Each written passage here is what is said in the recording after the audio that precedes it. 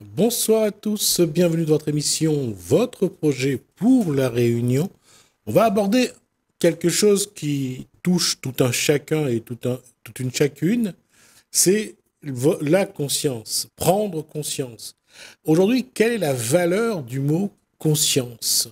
Qu'est-ce que ça vaut pour chaque individu et qu'est-ce que ça vaut dans notre façon de voir les choses aujourd'hui? Est-ce qu'on a encore conscience de ce qu'on est? Est-ce qu'on a conscience qu'on a une conscience? Est-ce qu'on a conscience d'utiliser notre conscience? Bonsoir, Guy Roger. Bonsoir, Gismi. C'est inconscient ce que je viens de dire. Non, c'est une réplique pour pouvoir méditer dessus, tout ça. Et on a besoin de notre mental pour pouvoir mettre tout ça en place et justement de réfléchir à tout ça. Mais si on va vraiment au fond, on dit que l'inconscience a une conscience, ou alors on dit que la conscience est inconsciente. Non, la conscience, c'est tout. C'est tout. La table, la chaise, l'herbe, la fleur, l'eau, ça fait partie de la conscience. Il n'y a pas autre chose que la conscience. La conscience, c'est un seul tout. Et tout est uni dans un seul bloc. Et ça, c'est nous. C'est tes émotions, tes pleurs, tes angoisses, ta gentillesse, ton malaise et tout ça. Tout ça, ça fait partie de la conscience. Et ça ne nous appartient pas à nous, à chacun d'entre nous. Ça appartient à l'humanité.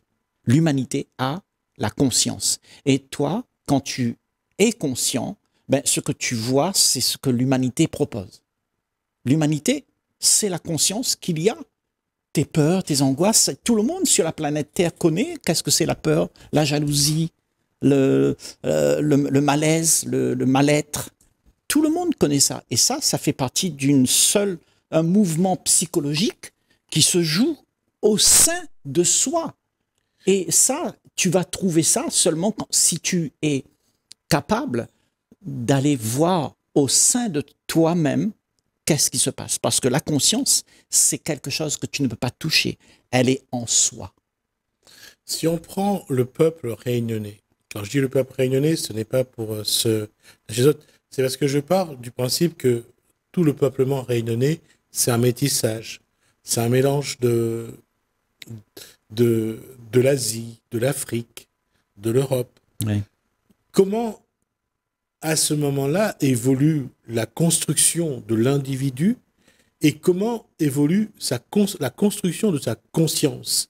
Quelqu'un qui est métissé, africain, indien, européen, quand il a les trois en lui, quelle conscience il va développer? La conscience s'élargira parce que nous sommes en contact avec tout. Le tout est la conscience, d'accord? Tu es né musulman, ben, tu auras des attitudes qui va être attrait à ta communauté, à cette culture qu'il y a. Et tu es chrétien, c'est pareil. Mais c'est la même conscience. C'est la conscience qui appartient à l'humanité.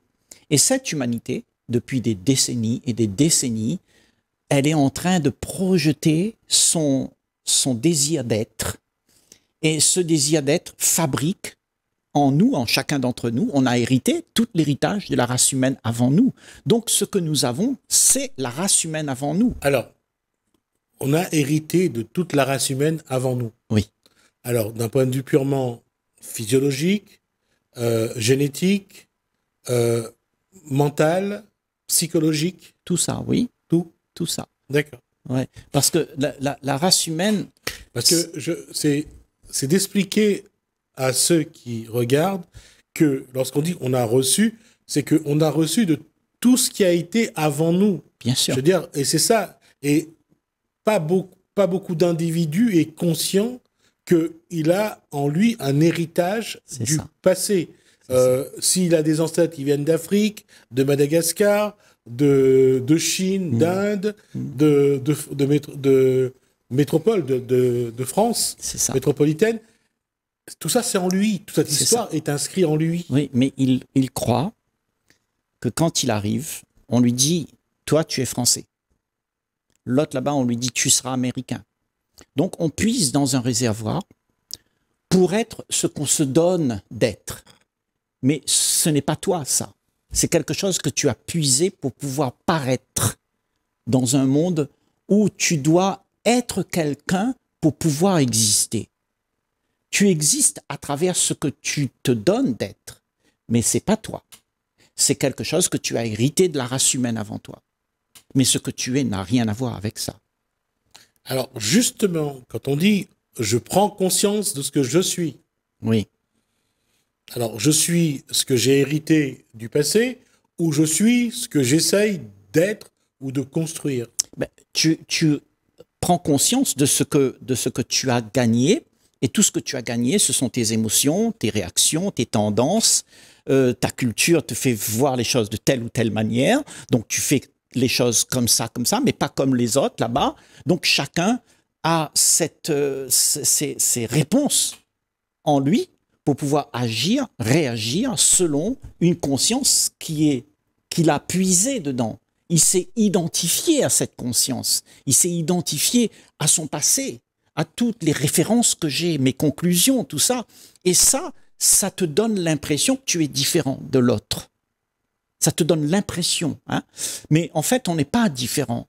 Il n'y a pas de conclusion. Tu ne peux pas faire de conclusion puisqu'on est un seul tout. Tu sais, la conscience, c'est commune, c'est à nous, c'est l'héritage de toute la race humaine.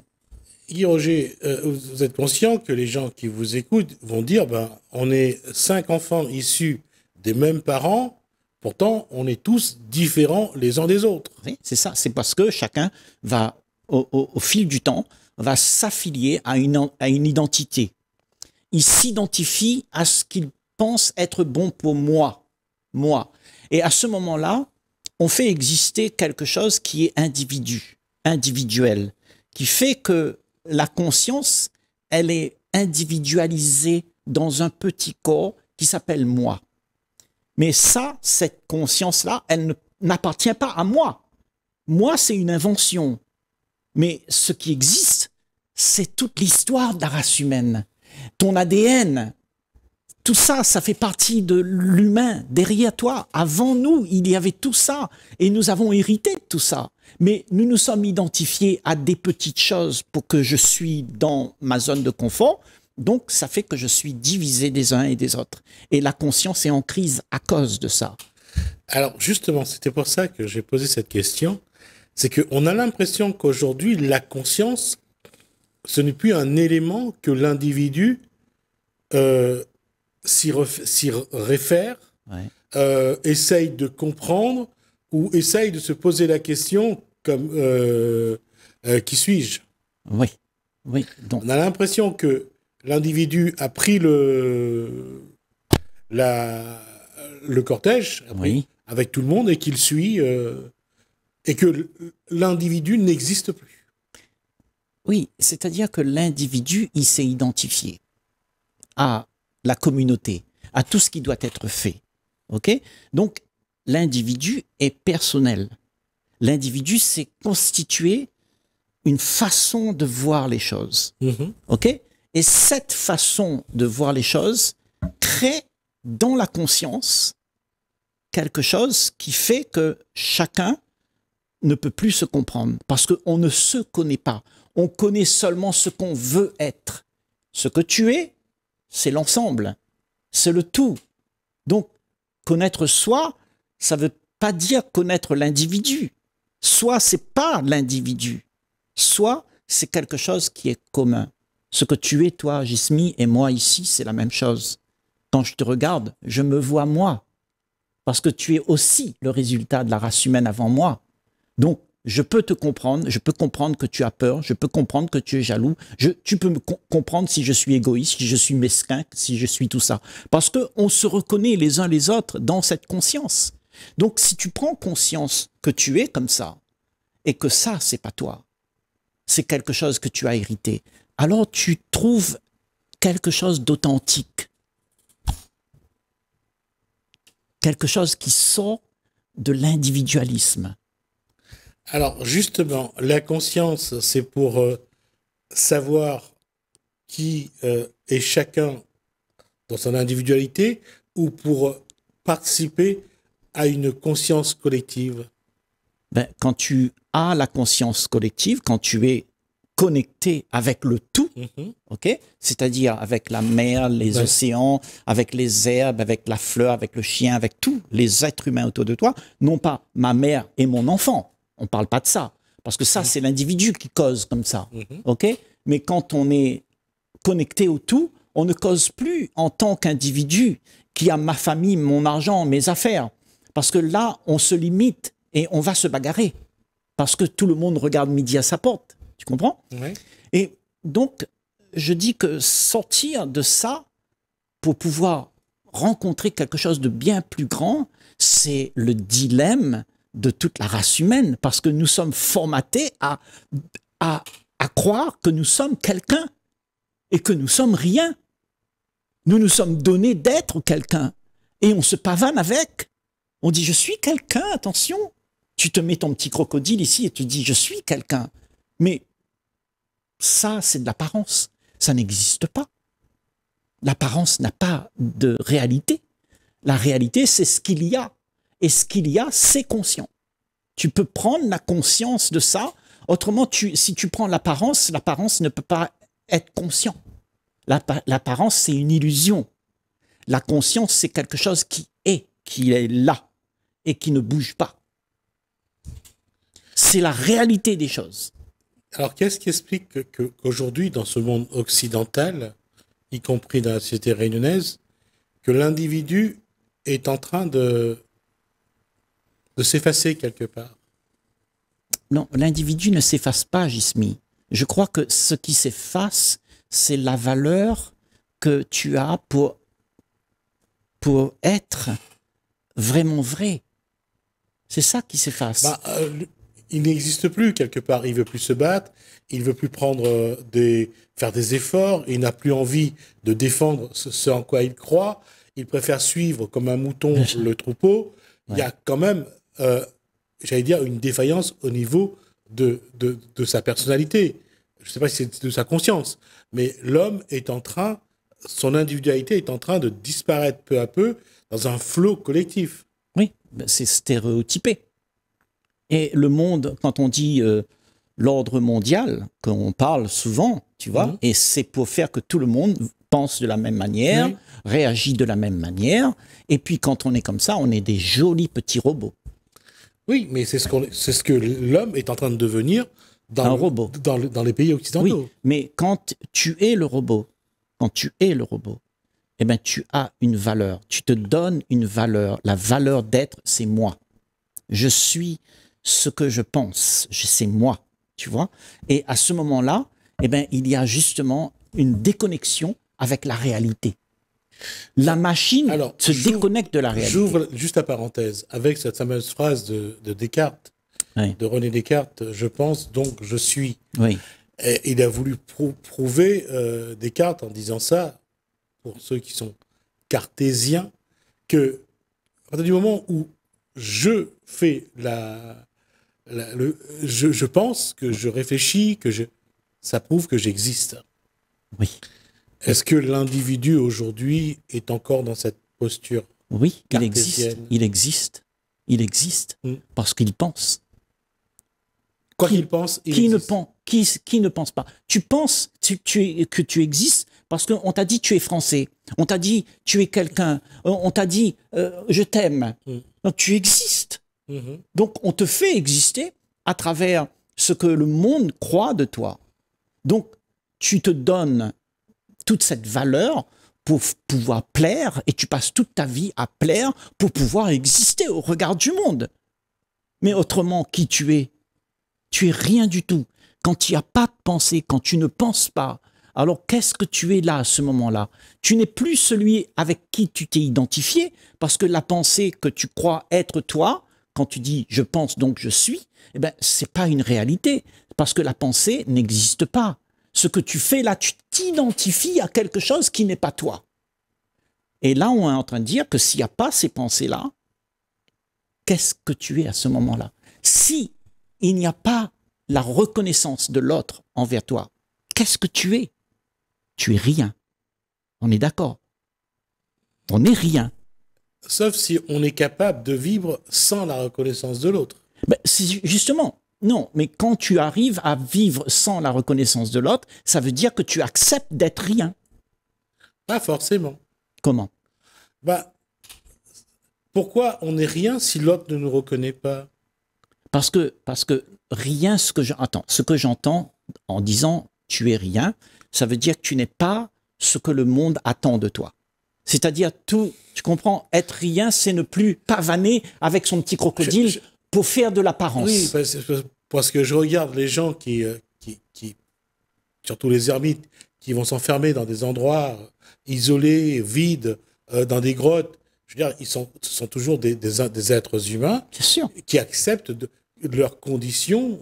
Oui, ils pensent quand même là. Voilà, et qui n'attendent pas qu'un miroir se plante devant eux en disant tu es comme ci, tu es comme ça. Non, non. Eux, ce qu'ils sont, c'est eux qui décident et ils le vivent tout seuls. Oui, mais si tu décides, s'il y a quelqu'un qui décide, c'est toujours la pensée, Jismi. Oui, on est en relation avec nos pensées et nos pensées font partie du passé. C'est l'héritage. Tu es ça. Tu es tout ça. Cette pensée, c'est toi. Parce que tu t'es identifié à ça et tu dis je suis là, j'existe comme ça avec tout ça. Mais tu peux faire ce que tu veux. Tu peux aller dans une grotte et t'enfermer pendant 20 ans. Tu seras toujours avec tes pensées. Tu comprends? Moi, je dis que si tu arrives à te déconnecter de tout ce que le passé propose, déconnecté de tout le conditionnement qu'on te demande d'être, alors il y a quelque chose qui apparaît, qui est en dehors de la juridiction de tout ce que le passé nous a proposé. Il y a quelque chose de neuf, qui n'appartient pas au temps d'hier et de demain. Ça appartient à quelque chose de neuf. Et cette nouveauté, c'est au fond l'authentique soi. C'est ça l'authentique soi. C'est de savoir que ce que tu es n'a rien à voir avec ce que tu penses. Donc, si tu arrives à éliminer tout ce que tu penses être, eh bien, à ce moment-là, deviens l'authentique soi. Là, on est dans un exercice d'élévation. Ouais. C'est-à-dire, j'ai vu ça sur Internet, ce que certains appellent le samadhi. Oui. C'est vraiment détacher son énergie de son corps et vraiment être au-dessus de ça. Mais nous sommes sur Terre et nous sommes un corps avec une énergie et nous devons suivre des règles de vie, des règles de société, des règles... C'est ce qu'on nous a dit. Voilà. On doit suivre des règles de société, on doit se mouler à la norme, on doit avoir des conclusions. Et moi, je dis que tout ça nous emmène à nos pertes. Quand nous sommes comme ça, nous sommes nous-mêmes nos propres ennemis. Parce que déjà, tu fais une conclusion quand il n'y a pas de conclusion. Tu ne peux pas faire de conclusion. Le problème, c'est que dès que tu fais une conclusion, tu es figé dans les habitudes et les train-train. Donc, ça veut dire que tu vas répéter encore ça demain. Parce que c'est rassurant. C'est pour ça que je disais aujourd'hui, à ce moment-là, à quoi nous sert la conscience? La conscience, c'est quand tu es conscient, quand tu prends conscience, ça veut dire que tu es présent. La conscience, c'est ce que tu es. C'est l'état de celui qui est en paix, qui peut laisser être ce qui est vrai. Ok? Quand tu es en paix, quand tu n'as plus de pensée comme ça, il y a un vide qui se crée. Et dans ce vide vient justement l'expression de la vie. Et là, il n'y a plus le passé, il n'y a plus hier, il y a juste là qui coule, maintenant. Et ça, c'est la plus belle chose que l'homme peut faire dans toute sa vie. Si avant d'arriver à la tombe, qu'il peut savoir ça, qu'il peut toucher à ça, eh bien, il a tout compris. Et il n'aura pas perdu son temps à se bagarrer avec ses propres pensées, en dualité tout le temps. Je veux pas, je t'aime aujourd'hui, je t'aime plus demain, c'est la bagarre. Et après, on fait des guerres. Tu sais, tout ça, c'est une perte de temps, une perte même d'énergie. Mais comment fonctionner sur un autre modèle lorsque la vie vous impose ces modèles à elle? C'est-à-dire que tu crois que la vie t'a imposé ça. Non. Quand je dis la vie, c'est pas la vie au sens, j'allais dire au sens C'est la société. psychologique, voilà, c'est la Mais société. bien sûr, Oui. la société, c'est qui la société? Ouais. Ben, c'est toi-même. Ouais. Donc, si tu arrêtes d'être ça, si tu te libères de ça, ben, tu auras une autre attitude. Et quand tu auras une autre attitude, ça veut dire, toi, tu seras quelque chose d'authentique parmi la masse et tu vas faire en sorte que tu vas mettre l'ambiance où les gens, ils ont envie de s'aimer parce que toi, tu n'accuses pas, tu ne juges pas, tu ne dis pas que c'est bien ou c'est pas bien. Tu es juste là, une présence qui accepte tout ce qu'il y a. C'est ça, être conscient. Être conscient, c'est de voir les choses telles qu'elles sont et ne pas vouloir les arranger ou les contrôler. Et quand tu es comme ça, alors tu mets l'ambiance où les gens, ils ont envie de s'aimer. L'objectif de cette discussion, c'est pas la prise de conscience, parce que d'une façon ou d'une autre, je pense que on n'en est plus là. Oui. Je pense pas qu'aujourd'hui, on s'assoit en disant, je dois prendre conscience que ça va pas, je dois prendre conscience que je dois changer les choses. Et à chaque fois, c'est un peu quand, à chaque début d'année, on fait des bonnes résolutions. Oui. Je vais faire ci, je vais faire cela. C'est ça, c'est ça. Aujourd'hui, qu'est-ce qu'il faut faire de sa conscience pour qu'elle serve vraiment? Ben justement, ne plus rien faire. Jismi, le problème, c'est que nous voulons faire. Et quand il y a quelqu'un qui veut faire, alors il détruit l'ordre. L'ordre, c'est quelque chose qui a toujours été. Mais quand tu vois quelque chose qui ne te plaît pas, tu voudrais interférer. Et à chaque fois qu'on interfère avec quelque chose qui se passe, on crée le désordre. Oui, mais comment ne pas intervenir quand la société vous oblige, vous impose de le faire, sinon vous êtes jugé, vous êtes mis au banc, vous êtes critiqué, vous êtes banni. Alors, vois que les peurs que tu as quand tu es banni, quand tu es jugé, c'est parce que tu as peur de ne plus exister, de ne plus être aimé par cette société.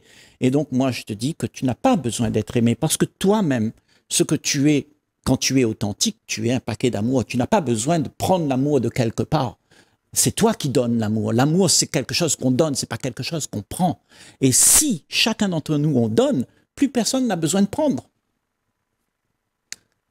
On va rester sur cette posture-là. On verra ce que ça peut donner dans un autre... Parce qu'on va parler d'inconscient. Et je pense que l'inconscient, on abordera la prochaine fois. D'accord. Merci Guy Roger. Merci à vous de nous avoir suivis. Merci Alain, merci François. Je vous dis à bientôt.